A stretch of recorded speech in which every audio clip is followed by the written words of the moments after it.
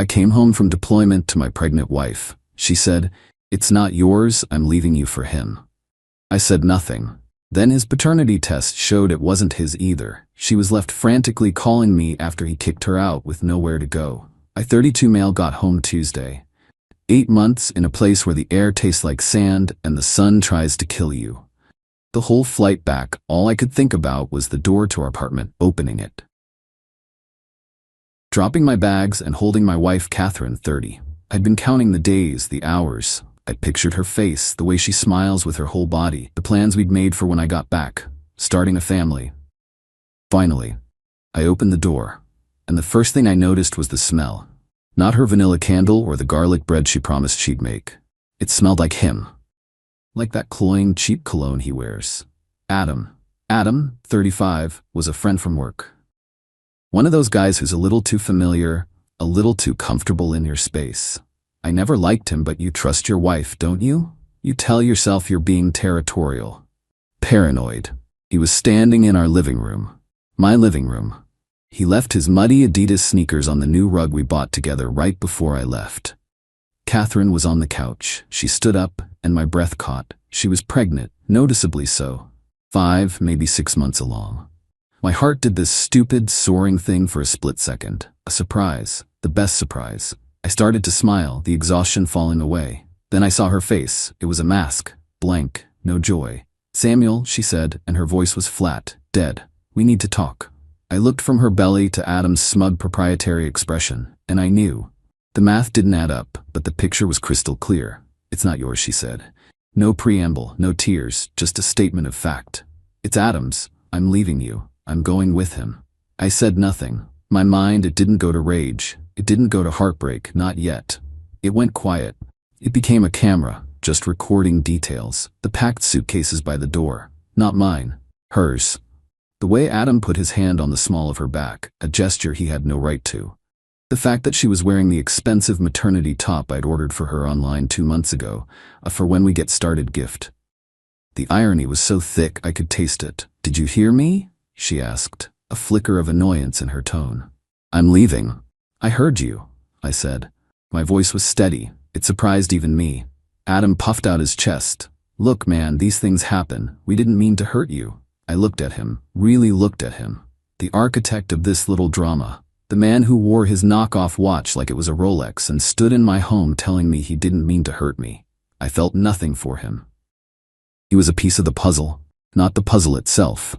"I need you to sign the divorce papers," Catherine said, pushing a manila envelope across the coffee table. "We want to get married before the baby comes. It's a no-fault state. It'll be quick." She'd already seen a lawyer, already had everything planned. This wasn't a confession, it was a business transaction. I was a loose end to be tied up. I didn't touch the envelope, I just nodded. I walked past them into our bedroom. My side of the closet hadn't been emptied, but it had been invaded. Her clothes, new maternity blouses and dresses I'd never seen, were crammed in, crushing my uniforms against the wall. On the dresser, my watch and cologne had been shoved into a corner to make room for a bottle of prenatal vitamins and Adam's deodorant. She hadn't erased me, she had just written over me, carelessly and completely. I turned back around. They were watching me from the doorway. "The lease is in my name," I said. "So is the electric, the internet. You'll need to be out by the end of the month." Catherine scoffed. "You're kicking me out? I'm pregnant." "You just told me you're leaving me for him," I replied, gesturing with my chin toward Adam. "I assume you'll be leaving to go somewhere. That somewhere just can't be here." Adam stepped forward. "Hey man, that's not cool. We need time to find a place." "You had 8 months to plan this," I said, my voice still eerily calm. "You should have planned better." I felt a tremor in my hands then, the first sign of the shock wearing off. I clenched them into fists in my pockets. I needed them gone. Before the quiet broke. Before the camera turned off and the feelings crashed in. "Get your things," I said, looking only at Catherine, "and go." She stared at me, her mouth open, like she couldn't believe I wasn't screaming, crying, begging. She was expecting a scene, a fight, something to validate her decision, to paint me as the unstable one she had to escape. I wasn't going to give it to her. She finally snapped her mouth shut, grabbed her purse, and they started hauling their things out. I just stood in the middle of the room and watched. The last thing to go was Adam's muddy sneakers. The door clicked shut. Silence. I walked over to the window and watched their car pull away. Then I walked to the half-finished nursery. The pale yellow walls, the flat-pack crib still in its box. I'd been so excited to put that together with her. I sank to the floor, leaned my head against the wall, and just breathed. It wasn't a sob. It wasn't a scream. It was just this deep, hollow ache. The betrayal wasn't the loudest part. The loudest part was the disrespect, the meticulous planning, the expectation that I would just fold. They think this is over, a clean break. They think I'm the victim. They're right about the last part. I am the victim. But victims get a say too, not with hysterics, but with strategy. She wanted a quick, no-fault divorce. She's going to get one. But she's also going to get every single thing she deserves. They both are. Update. It's been a strange 2 weeks. The quiet in the apartment is a physical presence. I've methodically dismantled our life together. It's like cleaning up a crime scene. My crime scene. The first thing I did, the day after they left, was see a lawyer. Not just any lawyer. The sharpest, most ruthless family law attorney in the city. A shark. I laid out the facts, calmly and clearly. He was impressed by my lack of emotion. I told him, the emotion is a luxury I can't afford right now. I need to secure my assets. Actionable steps were taken immediately. Finances. Our joint savings account had a little over $22,000 in it. My lawyer advised me to withdraw exactly half. Not a penny more. I transferred $11,000 into a new personal account. Next, I logged into our joint credit card account, for which I am the primary holder, and reported the physical card as compromised. This small, decisive keystroke would instantly deactivate it for any user and ensure the replacement card was mailed only to my address. It was a clean way to sever a financial artery. I also changed all my passwords. Spotify, Netflix, Amazon, everything. Petty? Maybe, but it's about drawing lines. My life is no longer funding theirs. The apartment. I emailed the property management company. I informed them that my wife had vacated the premises, and that I, the primary leaseholder, would be the sole resident until the lease expires in 2 months. I gave my official notice that I would not be renewing. I made a special point to request that the full $2,850 security deposit be returned only to me at my forwarding address, which I don't have yet but will. The divorce papers. I had my lawyer review the papers Catherine had shoved at me. They were a DIY disaster, clearly downloaded and filled out to benefit her completely. My lawyer redrafted them. Ironclad. A simple, clean dissolution of the marriage. No spousal support, she works, and the affair nullified any claim anyway, and a clear division of assets based on what we came into the marriage with. Everything I owned before her, I kept. Everything she owned, she kept. Marital property was to be split 50-50, and that includes debt. The first phone call came 3 days after they left. It was Catherine.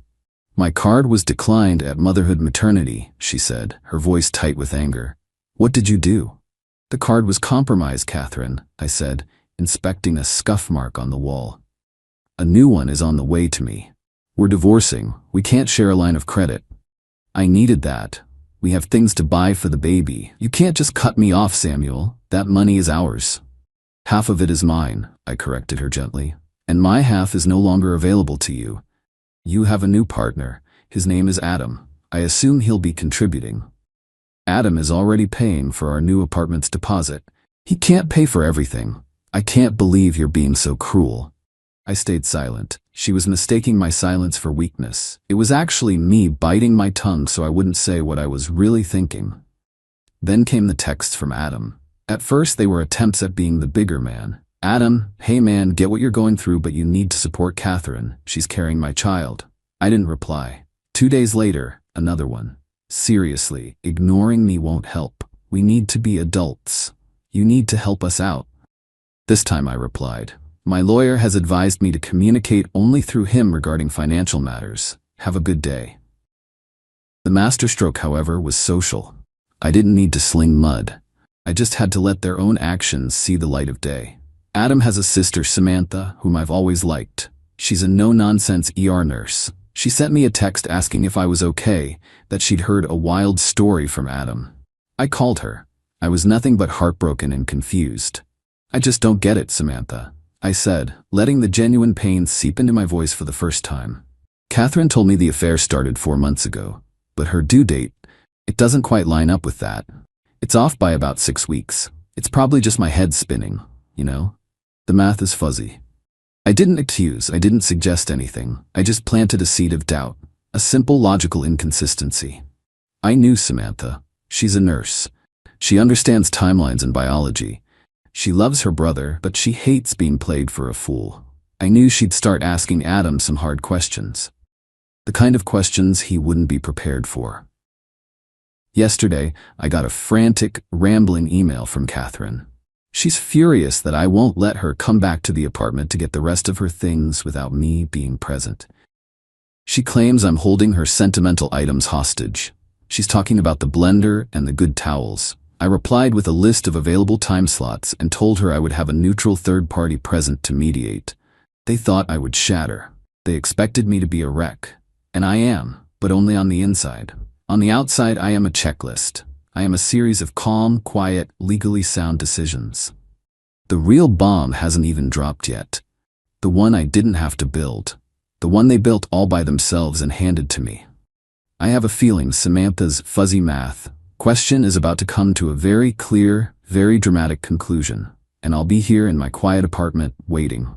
Update: it happened on a Friday night. I was eating pizza out of the box and watching a movie. The first time I'd felt something close to peace in a month. My phone buzzed. It was a number I didn't recognize, but it was local. Curiosity got the better of me. Hello? You knew. The voice was a roar. It was Adam. Unhinged, spittle-flying rage pouring through the speaker. You knew the whole time and you let me walk right into it. You son of a I held the phone away from my ear, waiting for him to run out of air. Adam, I have no idea what you're talking about, I said, my voice as placid as a lake. Don't play dumb with me, he screamed. The paternity test? My sister, she kept pushing, asking questions about the dates, wouldn't let it go. So I got a test done, a legal one. I got the results today, Samuel. It's not mine. The baby isn't mine. I said nothing. I just listened to the sound of his world collapsing. It was not a pleasant sound, but it was a just one. Who is it? He demanded, his voice cracking. Do you know? Who the hell has she been sleeping with? That sounds like a conversation you should be having with Catherine, Adam, I said softly. This has nothing to do with me. I'm sorry you're going through this. And I hung up. My heart was hammering. Not with joy, not with triumph. It was the grim satisfaction of a chemical reaction completing its course. I had introduced a catalyst, a simple, logical question. And the whole unstable compound had just detonated. The calls from Catherine started about an hour later. I ignored the first 5. On the 6th, I answered and put it on speaker. He kicked me out, she said, her voice choked with hysterical sobs. He threw my bags onto the lawn, Samuel. He called me every name in the book. He left me on the curb. I'm pregnant and I have nowhere to go. I listened. I pictured her, standing on a sidewalk next to a pile of luggage, the consequences of her choices finally catching up to her in a way she couldn't lie or manipulate her way out of. You need to come and get me, she demanded through her tears. It's your fault. All of this is your fault. My fault? I asked, genuinely curious to hear the logic. You turned Adam against me. You planted ideas in his sister's head. You were so cold, so unfeeling. If you had fought for me, if you had shown you loved me, I never would have been in this position. I would have felt safe. The sheer, breathtaking audacity of it almost made me laugh. It was a masterpiece of blame-shifting. So, to be clear, I said, my voice dangerously quiet. You cheated on me, got pregnant by a man who was apparently not Adam, lied to both of us, and planned to leave me. But this is my fault, because I didn't react to your betrayal in the way you wanted me to. She started sobbing harder. I have nowhere to go. My parents are in another state. I can't. You have to help me. I'm carrying a child. This was the moment. The one where the old Samuel might have cracked. The one where pity could have been mistaken for love. But I just felt tired. I looked around my clean, quiet apartment, my space, my peace. That's not my child, Catherine, I said, and the words were like steel. You made that very clear, and this is not my problem. You set this course, you and Adam, and now you've hit a storm. You'll have to find your own harbor. I hate you, she whispered. I know, I said. "I'm filing the finalized divorce papers on Monday. My lawyer will be in touch with yours, assuming you have one. Do not contact me again." I ended the call. For about a minute, I just sat there. The ghost of our marriage, of the woman I loved, was in the room with me. I felt the loss. I let myself feel it. The sadness for the man I was, the one who believed in her. But that man was gone. He'd been burned away, and what was left was someone who understood that sometimes the only way to save yourself is to let the fire consume everything else. I blocked her number. I blocked Adam's. I finished my pizza. The next morning, I got an email from the property manager, a follow-up to my notice. They confirmed the move-out date and reiterated that the security deposit check for $2,850 would be mailed exclusively to me. Another loose end, neatly tied. Final update. It's been almost a year since I came home from deployment. The divorce was finalized 6 months ago. It was as clean as my lawyer promised. Catherine, having no real legal leg to stand on, had to sign.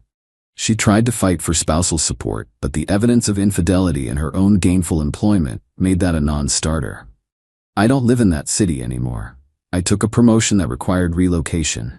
New city, new apartment, new life. The only thing I took from the old apartment was my books, my clothes, and the security deposit check. They sent back $2,675. The letter stated they docked me for scuff marks on the wall and a deep cleaning fee for ground-in dirt on the hardwood entry, which felt like poetry.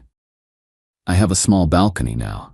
I'm growing tomatoes. It's surprisingly fulfilling. I hear things, of course. The world is small. Catherine ended up moving back in with her parents.